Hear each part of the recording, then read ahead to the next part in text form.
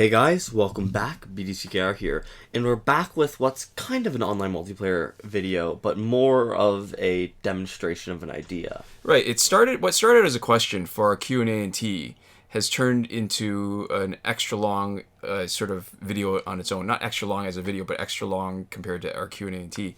And we're going to do one of these multiplayer online play videos the same way we do our Q&A and T videos. We're spending a bunch of time talking about some of the bigger ideas with the team as a starting point. Yeah. And maybe it'll help to read the question that started this. Mm-hmm. So we've got a question here from Manish Suresh, and they say, Manish? Not 100% sure. And they say, most people have their characters unaugmented. It would be nice to see how good unaugmented cards work out in multiplayer.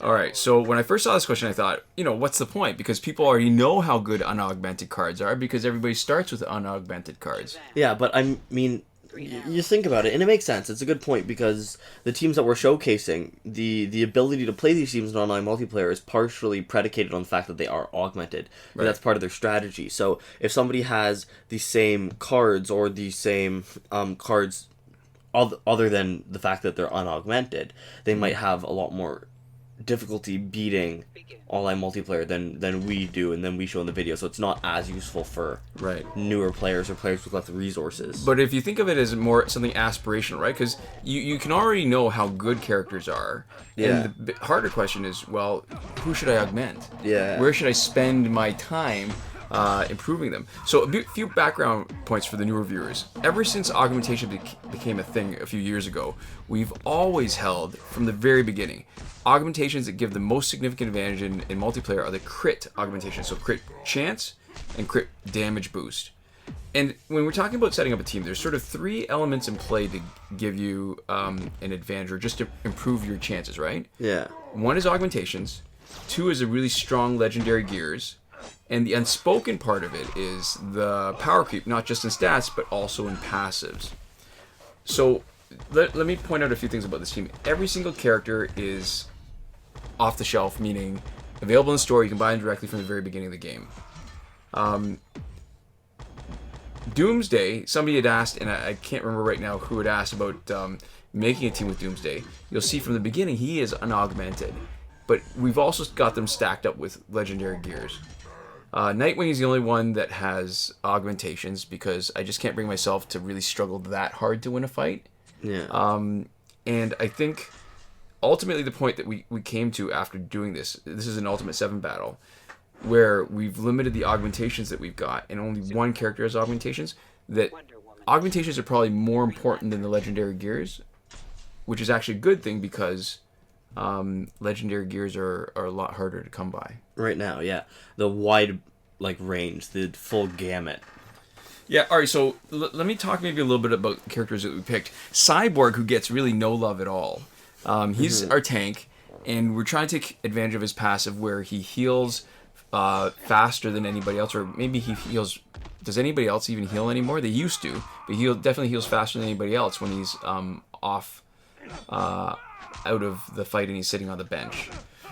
Doomsday, we've avoided giving him any heal. What we've done is set him up for the classic Tantu Totem, Master's Death Cart, and Ibis Stick to give him as many specials as possible, but because he is unaugmented, he doesn't do nearly as much damage. Although, I want to point out here, every time you fight a Red Sun Green Lantern team with all Red Suns, you're basically seeing what a fight would look like unaugmented. Yeah. Because the health and damage, the matchmaker scales them up to what you do, and we lose all our crit advantage, which is huge. So, Nightwing actually is the only one that's fully crit augmented, because without him, I think there's probably more than a few fights that we would get totally smashed on. Yeah, and we should mention that there's going to be a second companion part of this video, where this is a demonstration of the unaugmented team, and we'll have, or partially unaugmented, I guess, right? But we'll show off the same team with Doomsday augmented, doing the same 7-fight ultimate battle.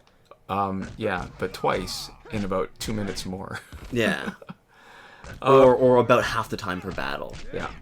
And this goes to the point too, actually, that I mean, it's all good. Those are the three things that matter the most, right? Augmentations, legendary gears, and the characters that you pick. But because of the legendary gears that are available, all right. So this is going to be good. If he survives this, you'll see how useful Cyborg can be if he comes out, heals a bit, and gets to be more of a meat shield. Oh, he survived. Nice. Perfect. Decent amount of health left over too. Yep. Right, so this might be enough to knock him out. There we go. Perfect. And so what's good about Doomsday as a character too is because he can heal, it's a good starter gold that if you're going to invest directly in one, because it means that even if you make mistakes, as long as he's your main guy, he has a good chance of being the one that knocks them out, and he has a good chance of getting half his health back. Yeah. Now, alright, so Nightwing, you know what, too, actually? His crit, I wonder if we could set up another account with him unaugmented, simply because the way we're playing him, his main advantage is the power drain. And not that he does a huge amount of damage, because his special one does very little, and we're going to be mainly using his special one. Except, maybe... Oh, and yeah, this might be enough to knock him out. Probably not. Nope. Not quite. Oh, and that was Master's Death card. Okay. So these are clearly not the fastest fights. And I think it's got to be a little bit hard. And then when I talk about the aspirational aspect of it, it's got to be pretty hard for people who are starting the game now, because what they see is really strong characters. They're all maxed out. Lots of augmentations, lots of legendary gears. And it's a struggle to win the ultimate, right? The 7-fight battle. Yeah. And maybe the related point to make is that you can be as efficient at earning battle points for multiplayer by finishing just epics, just 5 fights over and over again. So the 2 hardest fights tend to be the last 3. So 5, 6, and 7 are the hardest. The 3 fights. hardest fights then. Oh yeah, that's true. Did I say 2? Yeah. That's the okay. new math. That's the new math. Well. Yeah, that's okay. He gets Yeah, the power it doesn't back. matter because yeah. But what's good about that is that when you... Alright, so this part of the strategy here is when you have Reverse Flash and your team is really built around specials, then the best thing you can do is just do as many special ones as possible to use up his ability to cellular regenerations. Instead of trying to hoping to get lucky with one that's big enough to do all the damage that you want. Yeah. All right, now if he was augmented, there's a good chance. Oh, that was actually enough to knock him out. Crazy. Green Arrow was kind of soft. Wow, that was not a difficult fight at all. Yeah, so as you can see, not all the fights are Painful. Not all of them are even all that slow. 21 seconds, that's pretty good. When you think about kind of the minimum amount of time a fight takes anyways, that's not a big deal. Right.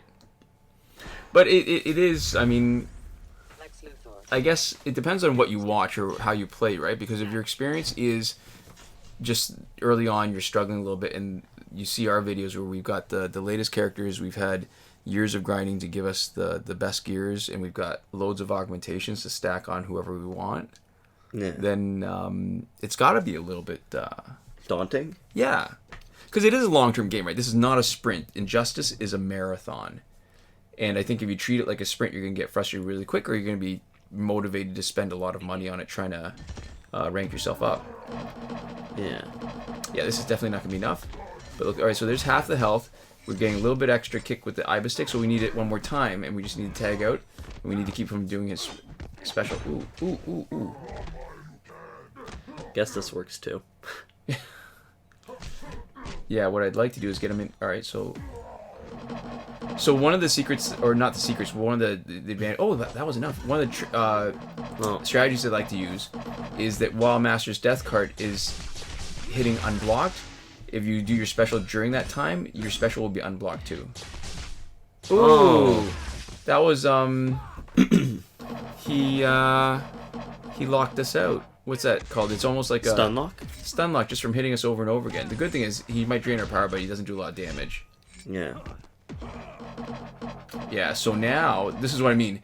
If you have a team that's all unaugmented, then you're gonna have a lot of trouble trying to win every fight. I mean, maybe that's not the goal, right? Maybe it's just being competitive. That's one thing I hate about sports sometimes is that when you're not... I don't mind losing. I hate being not competitive. Or any kind of game. Because it feels like it's pointless. Oh. Yeah, not enough There damage. goes our Oh, but look, power. his health is almost back up to full. It looks like it is full, actually. So, yeah, Cyborg is not bad meat shield. Where he's weak is that his overall health isn't great. So he can't take a lot of damage, but he can take lots of little bits of damage. Yeah, he can take a lot of lifetime damage, not a lot of like burst damage or concentrated fire. And yeah, Lex Luthor is going to be pretty easy to fight simply because he's not doing a lot of damage either. His damage stat ain't that great. Yeah, that healing's annoying though. Yeah, but for the number of fights where Doomsday gets knocked out and Nightwing is the last, not quite here, but you know, if he is the last man standing, then the augmentations matter. It would be interesting to see because I think this is not bad team. Oh, and I've been playing. I've got some footage of another off-the-shelf team, but with 0 legendary gear, except for what you can get in the gear locker, which is Razzle Glow Scimitar. And it's also effective, and in a lot of ways more effective than this, which goes to my point that augmentations matter the most. So here's the problem. Killing Joke Joker, in a normal fight where we're way overpowered with the Flashpoint team, it's not a big deal. You can knock out Killing Joke Joker and take care of the other 2 guys with their now 3 and 3, 6 total bars of power. Yeah. Here I've got to find a way to buy time to make sure he doesn't... so we're bringing in our meat shield, bringing in our tank, and we'll let him wait out Killing Joke Joker. Yeah. So that in this case, we definitely want him to be the last, but it will settle for him being the second one knocked out, simply because we just can't eat 2 supers. We could eat 1, but not 2. And ideally, we won't need to. Right. Yeah, the problem is because we can't finish somebody off that quickly. Oh, this might be good. Oh, yeah, this is perfect. All right, so we'll take whatever we get. Oh, even better, we don't need to. Or he might swap out first. Yeah, that's he might okay. not be able to. Yeah, but he's going to be our tank because there's going to be a bit of bleed damage. He's really up to full health already. So yeah, I think Teen Titans Cyborg is not a guy to build your team around, but he makes a pretty decent tank on a team where your stats are in line with everybody. Yeah. See, now it's okay that the swap out happened because Aquaman will come in with basically no health. Right. And Or we can... The cool thing is that and your tank, if they're low health, it makes them easier to kill time against a character like Killing Joke Joker because he doesn't do a lot of damage, right? Yeah. There we go. Now Doomsday can totally... And he'll pick up his health, he'll be full, and success. And nobody gets the power. Right. Except for him, right as he gets knocked out. Watch, 3 bars. Technically, yeah. Boom. Joke's on who? Not on us. It's a decent strategy. With the archetypal roles, right? So you got a damage dealer, you got a tank, you got a special specialist. If you do it right, you can combine them, right? So Doomsday is our special specialist, but because of his passive, he's a bit of a tank because he can build up health again. Yeah. The temptation is to give him his signature gear, which is the damage boost and heal on special 1, and an unblockable chance. But that's nowhere near as good as giving him an extra 30% on his special 2. And power generation, because even though he tags in with the Tantu Totem and Master's Discard 2 bars of power, there's going to be a lot of times where it's not enough to actually take him out. And you're going to want to generate power as fast as possible. And even, let's say, against a power dampener like Killer Frost, you don't want to take a chance that too often you're going to lose the ability to get a second full bar of power because Master's Death Cart relies on power generation. Yeah, and I mean, you mentioned a lot of times it's not going to be enough to take him out. That's a good demonstration right there, right? Swapped in, second bar didn't take him out. All right, normally I'd want to tag out Teen Titans Cyborg right now, but I don't want to lose all the power. I want to spend it first before I tag out just in case she gets too much power. See, that was okay. There we go. Still not an... Oh, so this is another again. one. Yeah. So this is going to be a bit of a struggle because we're down to 2 against 3. They've got 3 bars of stored power already. We're going to... Really, the crucial part is going to be managing Nightwing because Cyborg on his own has no chance of winning this fight. That's 4 bars. Oh. Full. Yeah, if somebody's going to get knocked out, it's got to be him. I mean, if we're lucky, he's going to survive this. If we get really, really lucky. Oh, sweet. Nice.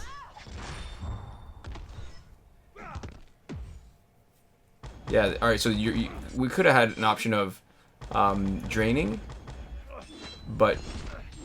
Oh, that gives us enough time. Perfect. Oh, that's so sweet.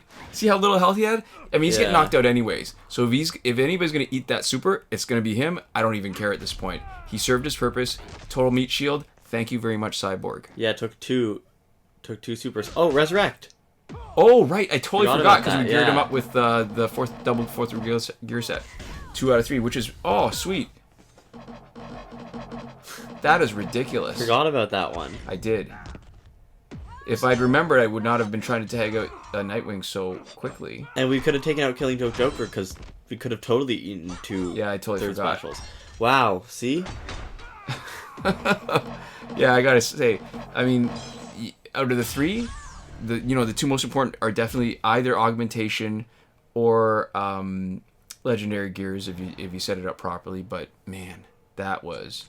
Either way, that was sweet, right? Because if he's gonna do a super, I want him to do it on a guy who's got almost no health and who he's blowing all his power for not much. He could have sneezed on me a couple times and that would have been enough.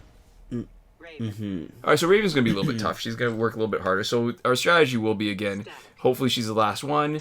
Maybe buy some time with Cyborg. Arkham Knight is difficult because he does so much damage and he's got unblockable now with his custom rifle.